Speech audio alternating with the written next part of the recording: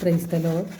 സ്നേഹമുള്ളവരെ, യേശുവിൻ്റെ കുരിശാണ് സഹനങ്ങൾ എടുക്കുവാനുള്ള കഴിവ് അല്ലെങ്കിൽ ശക്തി നമുക്ക് നൽകുന്നത്.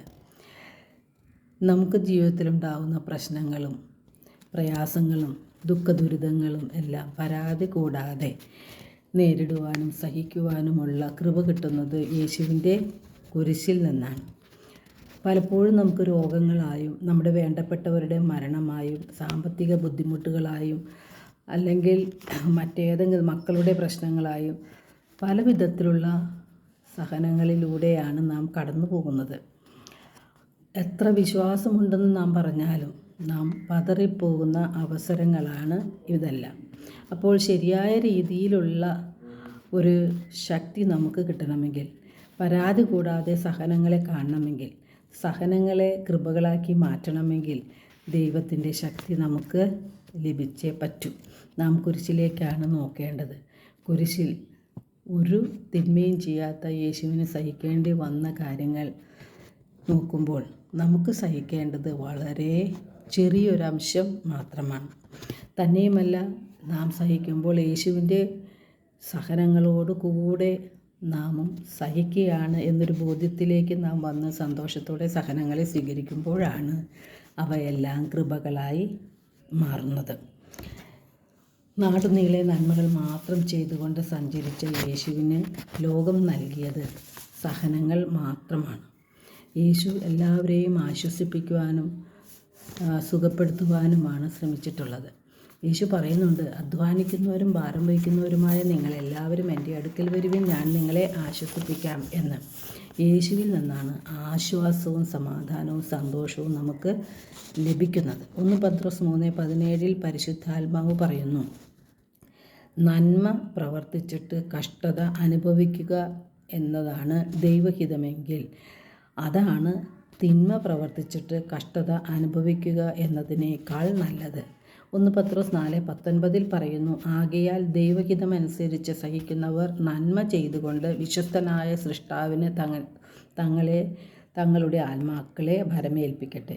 ദൈവത്തിലും ദൈവവചനത്തിലും നമുക്ക് വിശ്വാസം വേണം. അപ്പോൾ മാത്രമേ ദൈവത്തിൽ ആശ്രയിക്കാനായിട്ടുള്ള ഒരു ബോധ്യം നമുക്കുണ്ടാകുകയുള്ളൂ. എല്ലാ സഹനത്തിന് പിന്നിലും ദൈവത്തിനൊരു പ്ലാനും പദ്ധതിയുമുണ്ട്. 1 യോഹന്നാൻ 2:6 തിരുവചനം പറയുന്നു, അവനിൽ വിശ്വസിക്കുന്നു എന്ന് പറയുന്നവൻ അവൻ നടന്ന അതേ വഴിയിലൂടെ നടക്കേണ്ടിയിരിക്കുന്നു. യേശുവിനുണ്ടായ സഹനങ്ങൾ നമ്മുടെ ജീവിതത്തിലും ഉണ്ടാകും എന്നുള്ളത് ഉറപ്പാണ്. ജെറമിയ 29:11 ജെറമിയ പ്രവാചകനിലൂടെ കർത്താവ് അരുളി ചെയ്യുകയാണ്, നിങ്ങളെക്കുറിച്ചുള്ള പദ്ധതി എൻ്റെ മനസ്സിലുണ്ട്. അത് നിങ്ങളുടെ നാശത്തിനുള്ളതല്ല, ക്ഷേമത്തിനുള്ള പദ്ധതിയാണ്. നിങ്ങൾക്ക് ശുഭകരമായ ഭാവിയും പ്രത്യാശയും നൽകുന്ന പദ്ധതി. റോമ 8:28 ദൈവത്തെ സ്നേഹിക്കുന്നവർക്ക് അവിടുന്ന് സകലവും നന്മയ്ക്കായി പരിണമിപ്പിക്കുന്നു എന്ന് നമുക്കറിയാമല്ലോ എന്ന് തിരുവചനം പറയുകയാണ്.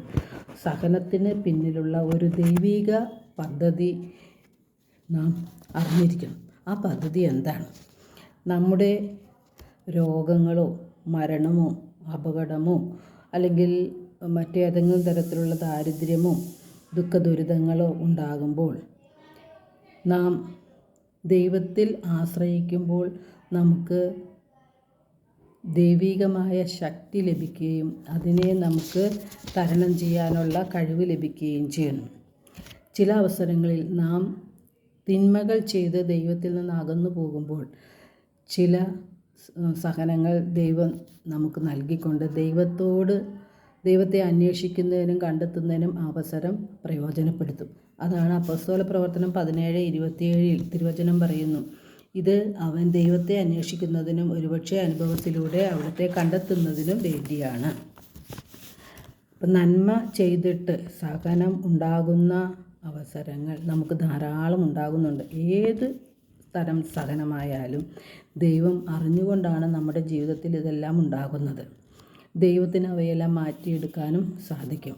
ദൈവത്തിന് അസാധ്യമായിട്ട് യാതൊന്നുമില്ല. യേശുവിൻ്റെ സഹനത്തിൻ്റെ പിന്നിലുള്ള ദൈവ പദ്ധതി എന്തായിരുന്നു? നമ്മുടെ ആത്മരക്ഷയ്ക്ക് വേണ്ടിയാണ് യേശു എല്ലാ പീഡകളും സഹിക്കേണ്ടി വന്നത്. നമ്മുടെ പാപഭാരങ്ങൾ മുഴുവൻ ഏറ്റെടുത്ത് യേശു നമ്മെ രക്ഷയിലേക്ക് നയിച്ചു. നമ്മുടെയും മറ്റുള്ളവരുടെയും ആത്മരക്ഷയാണ് നമ്മുടെ സഹനത്തിൻ്റെ പിന്നിലും ഉള്ളത്. നമ്മുടെ സഹനങ്ങൾ യേശുവിൻ്റെ കുരിശിനോട് കൂടെ ചേർത്ത് വെച്ച് നാം സമർപ്പിക്കുമ്പോൾ ആ പ്രാർത്ഥന അനേകരുടെ ആത്മരക്ഷയ്ക്ക് ഉപകാരപ്പെടും. മാത്രമല്ല, ശുദ്ധീകരണ തലത്തിലെ ആത്മാക്കൾ എത്രയും പെട്ടെന്ന് അവിടുന്ന് മോചിപ്പിക്കപ്പെട്ട് സ്വർഗസന്നിധിയിലേക്ക് യേശുവിൻ്റെ അടുത്തേക്ക് പോകാൻ അവർക്ക് സാധിക്കും. അപ്പോൾ നമ്മുടെ ഓരോ സഹനവും അധികം വിലയുള്ളതാണെന്ന് മനസ്സിലാക്കി സഹനങ്ങളെ പാഴാക്കി കളയരുത്. എല്ലാം നന്മയ്ക്ക് വേണ്ടി ദൈവം തരുന്നതാണ്. കാരണം നമ്മൾ ദൈവത്തിൻ്റെ മക്കളാണ്. ദൈവം നമ്മെ അത്യധികമായി സ്നേഹിക്കുന്നു. എല്ലാവർക്കും ഒരു നല്ല ദിനം ആശംസിക്കുന്നു. ദൈവം നമ്മെ ഓരോരുത്തരെയും സമർത്ഥമായി അനുഗ്രഹിക്കും.